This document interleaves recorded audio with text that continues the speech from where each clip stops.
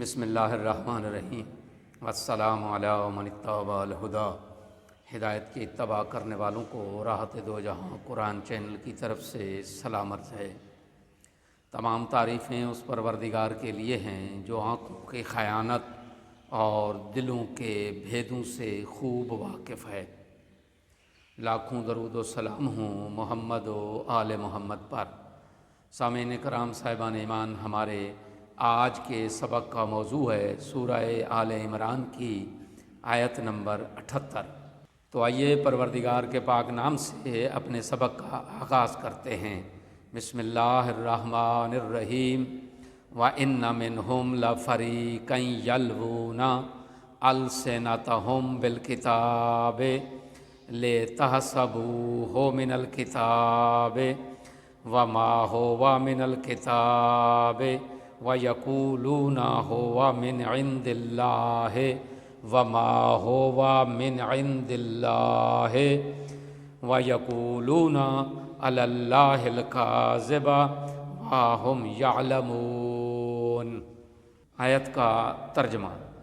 اور اہل کتاب میں یقیناً کچھ ایسے لوگ بھی ہیں جو کتاب پڑھتے ہوئے اپنی زبان کو اس طرح پھیرتے ہیں کہ تمہیں خیال گزرے کہ یہ خود کتاب کی عبارت ہے، حالانکہ وہ کتاب سے متعلق نہیں، اور وہ کہتے ہیں یہ اللہ کی جانب سے ہے، حالانکہ یہ اللہ کی جانب سے نہیں ہوتی، اور وہ جان بوجھ کر اللہ کی طرف جھوٹی نسبت دیتے ہیں۔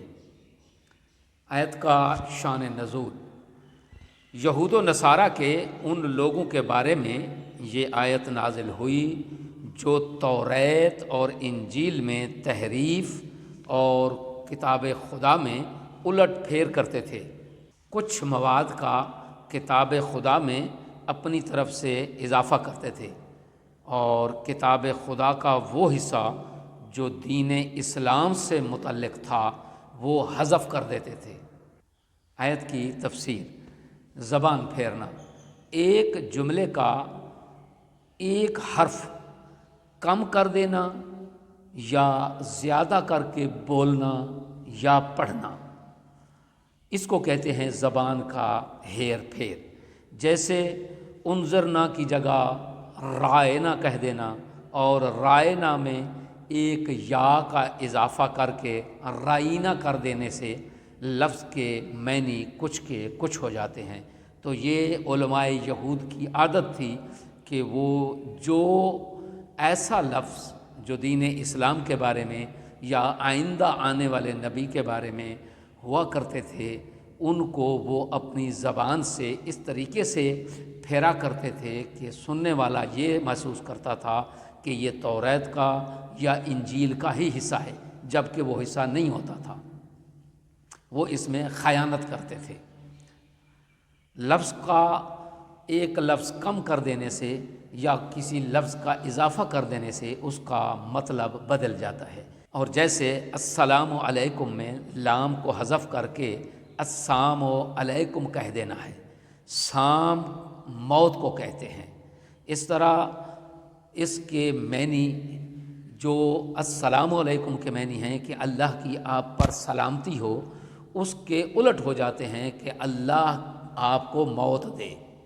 ہمارے غیر عرب معاشروں میں بھی نہ جاننے کی وجہ سے سلام میں بہت ساریاں غلطیاں موجود ہیں جس سے معنی بدل جاتے ہیں، یعنی دعا کی جگہ پر وہ بد دعا ہو جاتی ہے۔